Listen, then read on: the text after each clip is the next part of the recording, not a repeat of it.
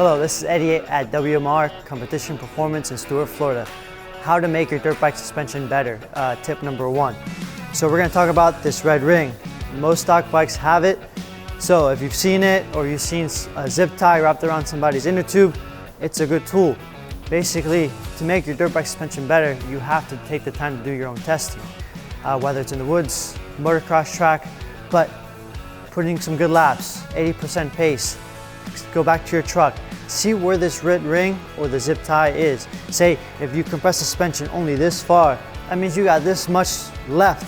So that means you want to use that. So you have to make your suspension softer. If, say, you're always just touching the bottom, it's probably too soft and you need to make your suspension stiffer. So this red ring is called a travel marker, travel indicator. The same thing with the zip tie. It does the same job. But if you want to know more about how to make your dirt bike suspension better through this tool, we have a blog article post on WMR1.com. We have more videos to come, more articles to come about how to make your dirt bike suspension better.